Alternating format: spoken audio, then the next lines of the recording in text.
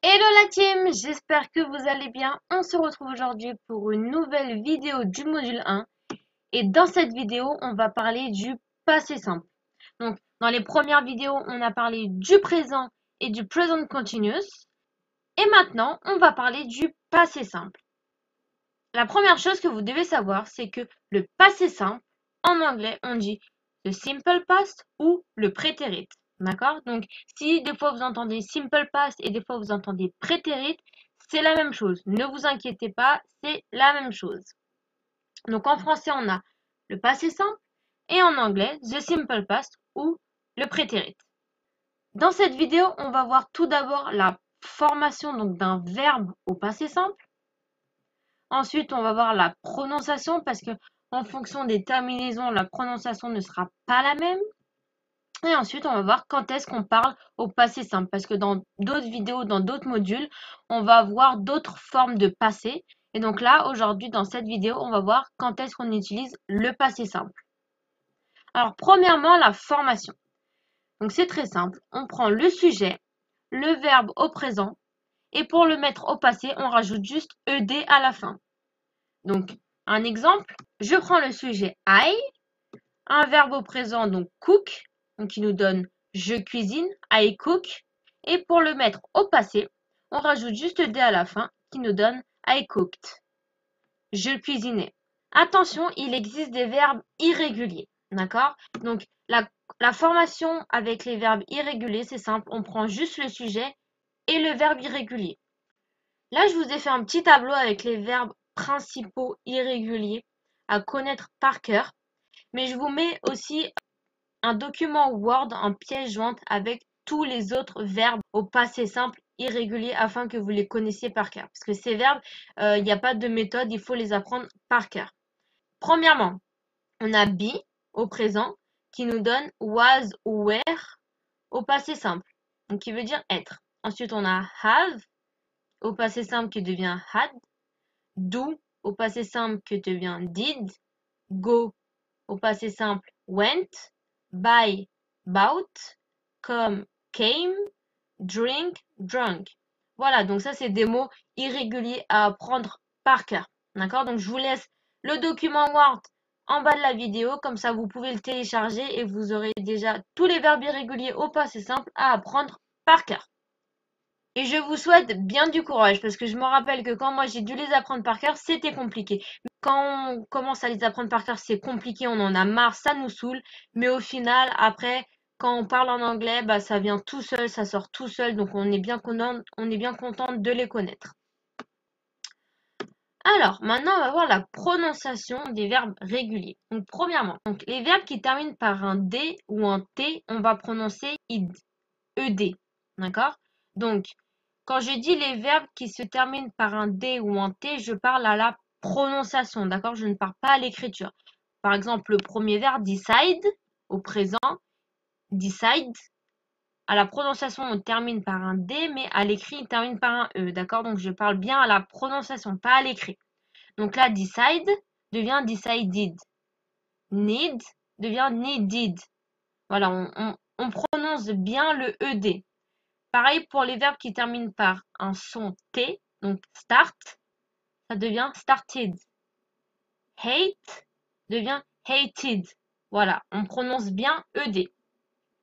Ensuite, les verbes qui terminent par un X, un P, un K ou CH ou SH, on va prononcer T. D'accord? Premier exemple, fix, qui devient fixed. Ensuite, avec un P, donc on a stop, qui devient stopped, ou help, qui devient helped. Ensuite, avec un K, donc on a cook, qui devient cooked, ou work, qui devient worked. Ensuite, avec CH ou SH, on a watch, qui devient watched, et on a finish, qui devient finished. Ensuite, les verbes qui terminent par un S, un V, un Y ou un N, le ED, on va le prononcer D. Donc, par exemple, close, qui devient closed. Arrive, qui devient arrived. Live, qui devient lived. Enjoy, qui devient enjoyed. play qui devient played, open qui devient opened, et rain qui devient rained. Voilà, donc il faut bien prononcer le D. La prononciation des mots en anglais est très importante. Donc n'hésitez pas, quand vous apprenez des nouveaux mots mais que vous n'arrivez pas à les prononcer, n'hésitez pas à les mettre sur Google Traduction ou sur un autre site afin de bien entendre la prononciation des mots. Et pour finir, on va voir quand est-ce qu'on utilise le passé simple. Alors, on utilise le passé simple quand on parle d'une action qui s'est terminée dans le passé. Par exemple, I went to Los Angeles in 2019. Je suis allé à Los Angeles en 2019. Donc là, c'est une action qui est terminée dans le passé. Donc, je suis allé à Los Angeles en 2019, mais aujourd'hui, je ne suis plus à Los Angeles. Donc là, l'action est terminée dans le passé. Elle n'est plus présente aujourd'hui. Donc, j'utilise le passé simple. Donc là, vous voyez, j'ai utilisé le verbe go au passé simple qui devient went. Deuxième exemple, she was a teacher. Elle était professeure. Donc là, c'est pareil. She was a teacher. Donc, elle était professeure avant, mais maintenant, elle est plus professeure. Sinon, j'utilise le présent. Elle est professeure. She is a teacher. Là, je veux dire qu'elle n'est plus prof. Elle était prof dans le passé, mais maintenant, elle n'y est plus. Donc, j'utilise le passé simple. Et pour cela, j'ai utilisé le verbe be au passé. Donc, be qui devient was pour la première et la troisième personne du singulier et were pour les autres personnes. Deuxièmement, on utilise le passé simple quand on sait exactement quand l'action s'est passée.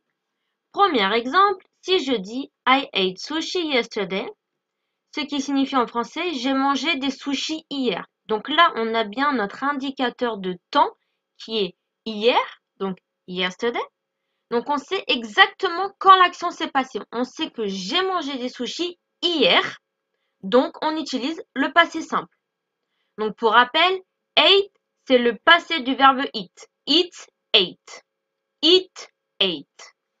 Deuxièmement, si je dis we read the book in class this morning, ce qui signifie nous avons lu un livre en classe ce matin. Donc là, pareil, j'ai besoin d'un indicateur de temps. Dans ma phrase, cet indicateur de temps, c'est this morning.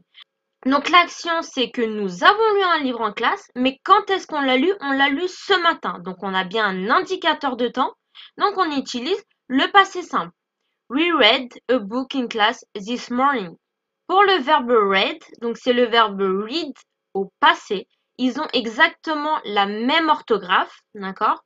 Mais c'est la prononciation qui va changer. Et c'est grâce à cette prononciation qu'on va savoir si vous parlez au présent ou si vous parlez au passé. Donc attention à bien prononcer le verbe. Au présent, read. Au passé, read. Présent, read. Passé, read. We read a book in class this morning. Pour rappel, on utilise le passé simple quand 1. Quand on parle d'une action qui se termine dans le passé, donc aujourd'hui elle est terminée.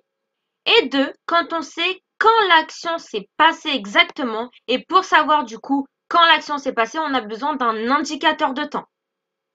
Et voilà, c'est tout pour cette petite vidéo sur le passé simple. J'espère qu'elle a été très claire pour vous. Si vous avez des questions, n'hésitez pas à les poser dans le groupe Facebook.